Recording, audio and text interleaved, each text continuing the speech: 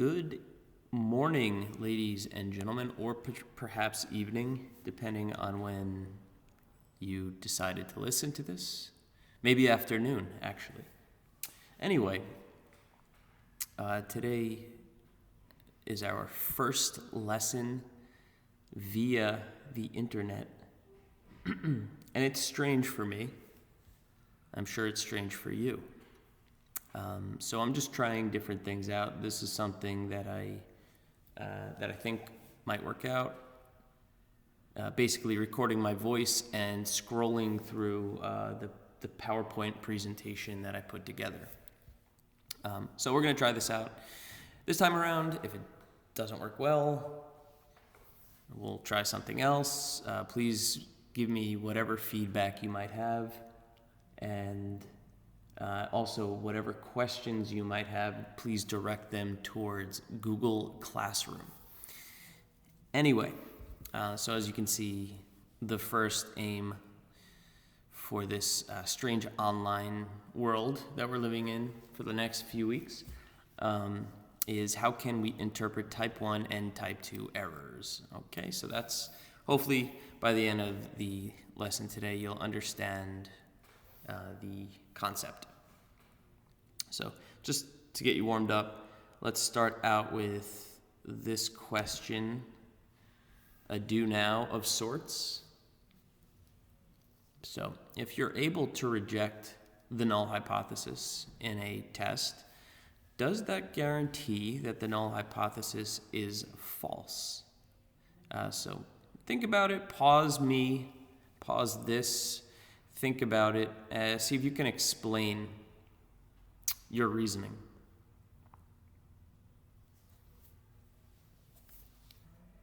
All right, so I'm assuming or hoping that you paused me and thought about it. But of course, if we decide to reject the null hypothesis, then that doesn't necessarily mean that the null hypothesis is false. And here's an example. So first of all, in order to reject the null hypothesis, that means we've observed a sample in the rejection region. Okay, so let's look at this distribution, assuming all the conditions have been met, assuming that H null is 0.08, and let's, just for sake of argument, say that this is an upper tail test. So the alternative hypothesis would be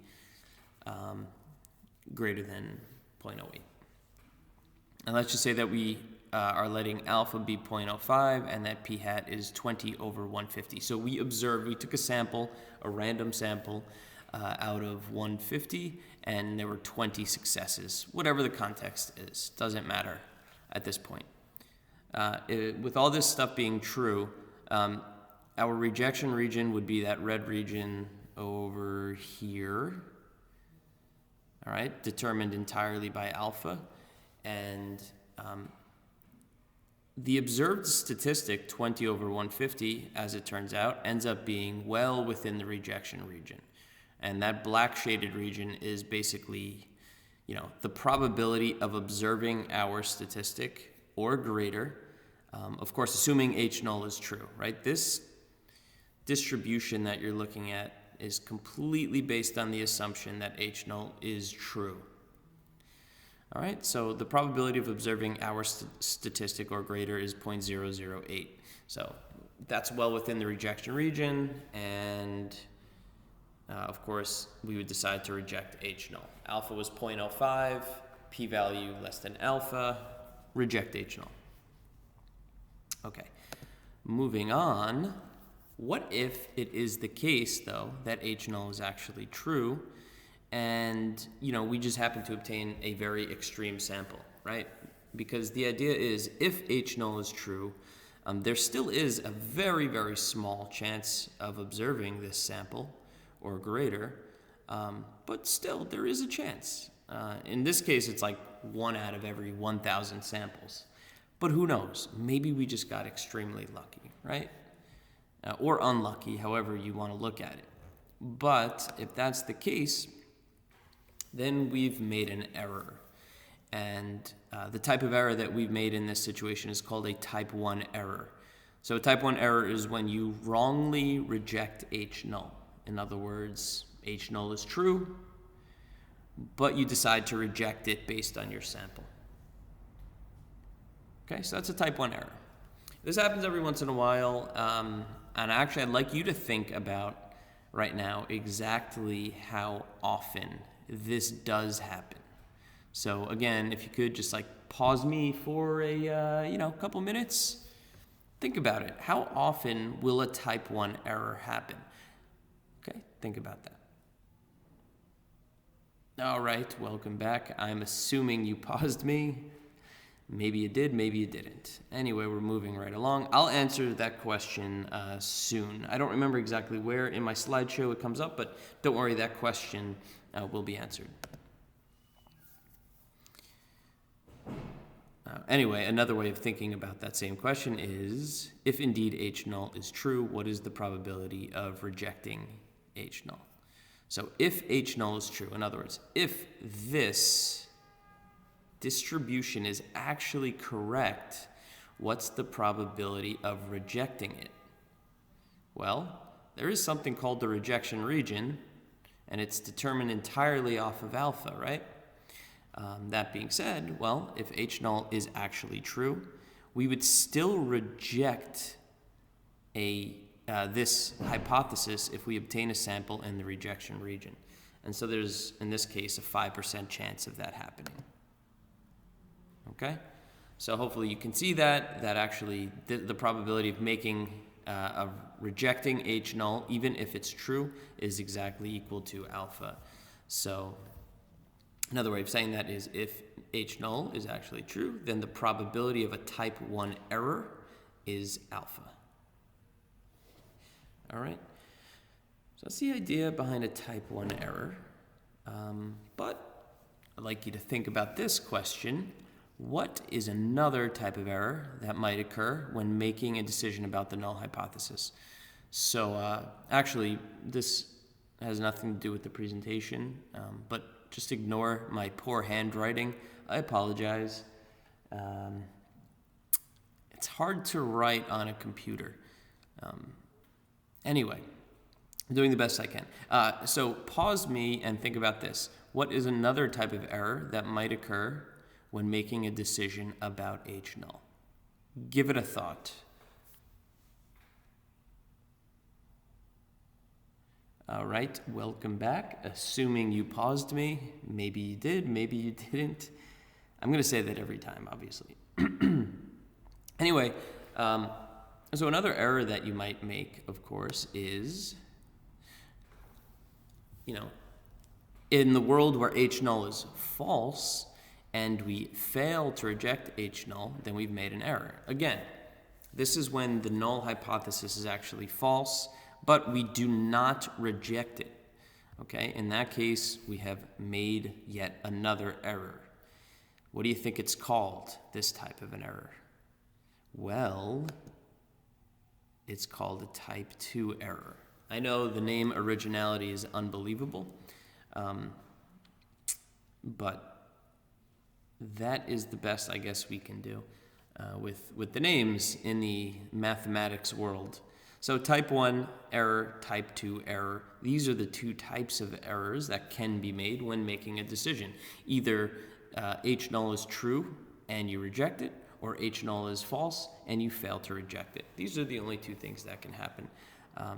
This diagram here that I'm about to show you is a nice way of sort of keeping these things straight, these two errors.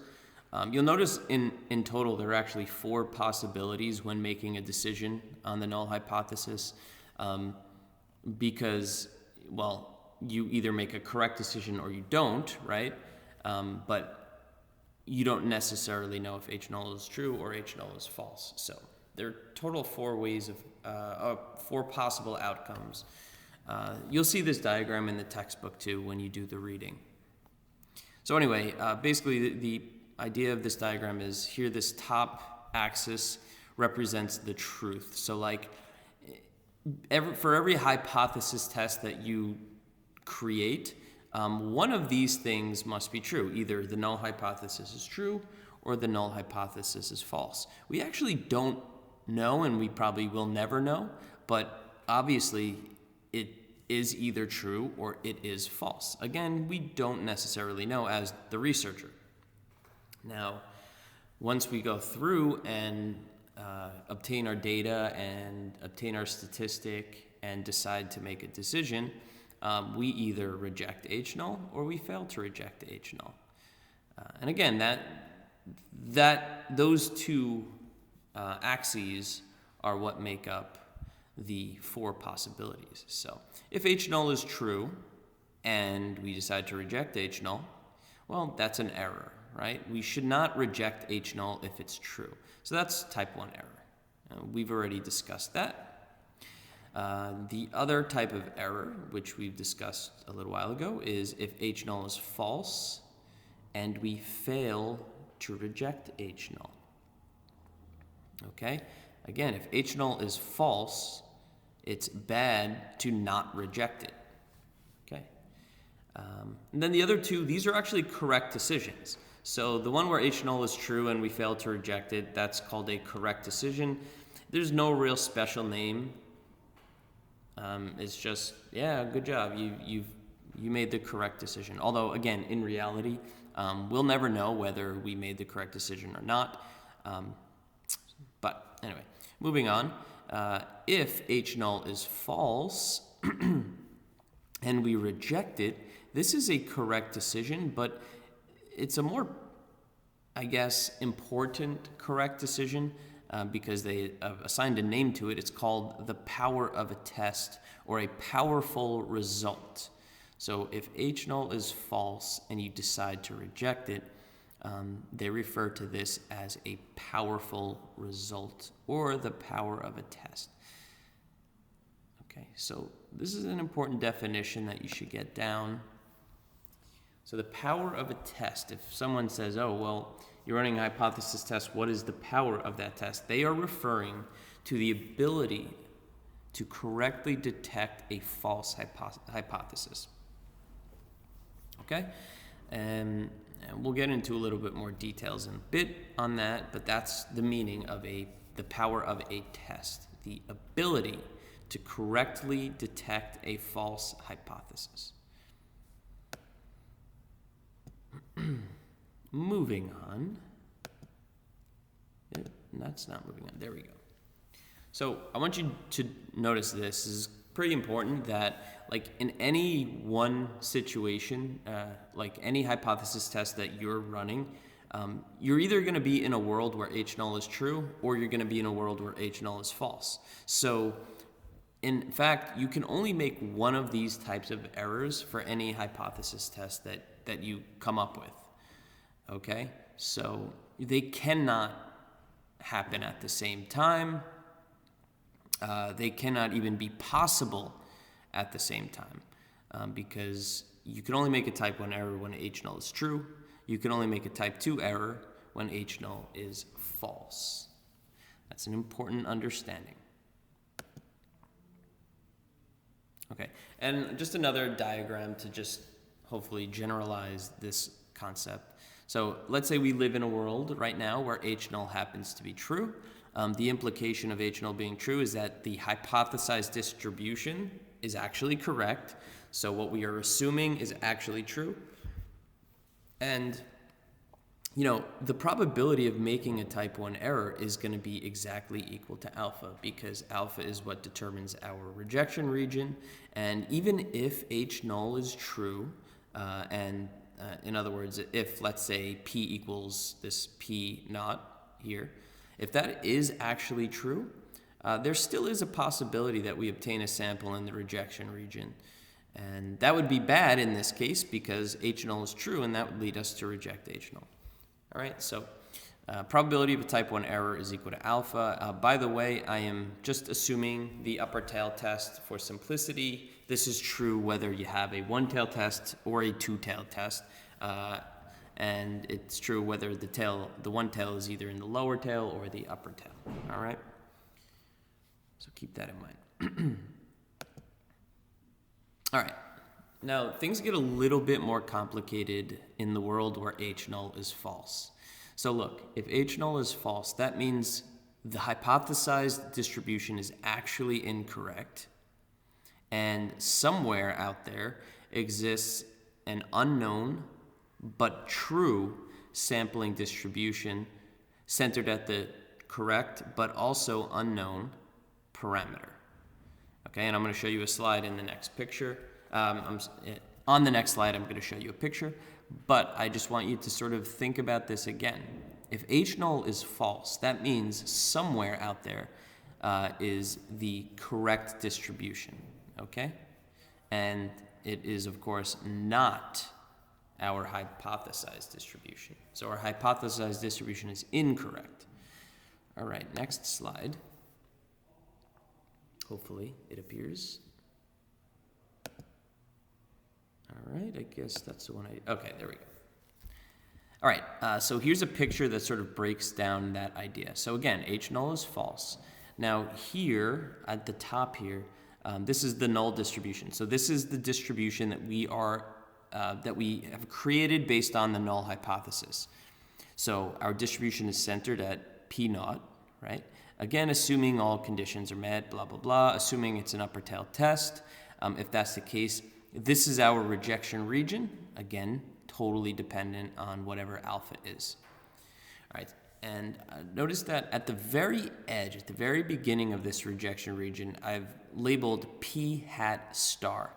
So for this purpose, let's say that P hat star is the observed statistic, which is on the very edge of the rejection region. So like based on this horizontal axis, these are all possible values of P hat. And this P hat star is the very, very, very first one that we would reject, let's say. Okay, and then obviously everything to the right of it, we would also reject. Now, H null is false. This is the distribution that we think is true, but is actually not. But somewhere out there is a distribution that is actually true. And that's this guy here that I'm circling. So let's assume that this is the true distribution. Again, I'm assuming certain things. I'm assuming that the true value, the true parameter is to the right of what we're assuming. This is just for simplicity's sake. Okay. Also, assume that these two guys are on the same horizontal axis. I put them on different horizontal axes just for ease of viewing, so they don't overlap with one another. Anyway, the reality of the situation is when we go into the population and we pull out our sample, we're actually pulling our samples from this sampling distribution, the actual one, right? And so if H null is false, the only way we will make an error, that is to fail to reject H null, is if we have a P hat value that is to the left of this red line, right? If the P hat value is to the left of this red line, then from our point of view, again, our point of view is the null distribution. This is what we are assuming is true. So if we choose a P hat value to the left of this red line, notice it's not in the rejection region, and so we would fail to reject H null. Now in reality, that's a bad thing because this is our actual distribution. We obtained something out here in this lower tail, and based on our point of view, we should not reject H null. So this is a type 2 error if we obtain something that is to the left of this red line.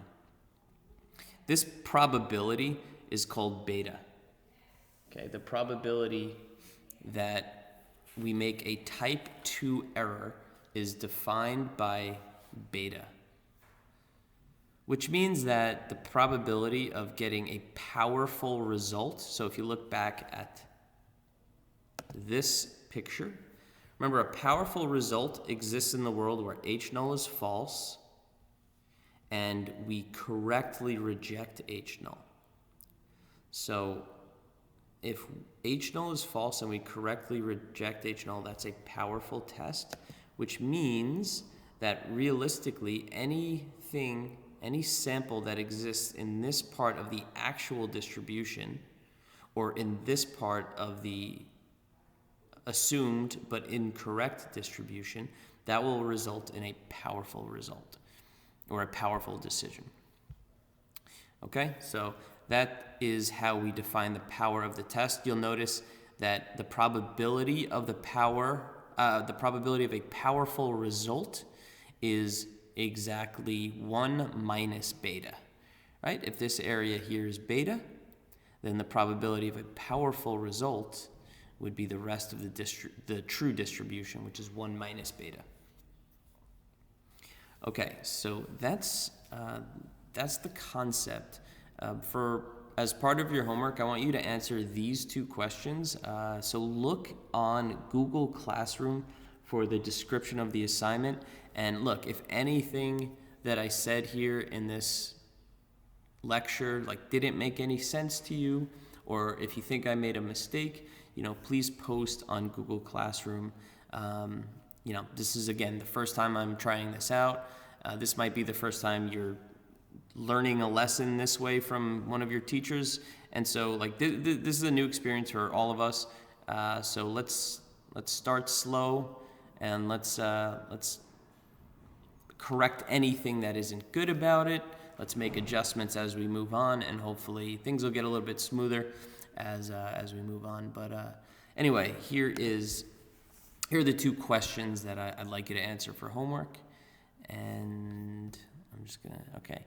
That's really all I got for you, ladies and gentlemen. I hope everything is going well, and we'll talk to each other again soon.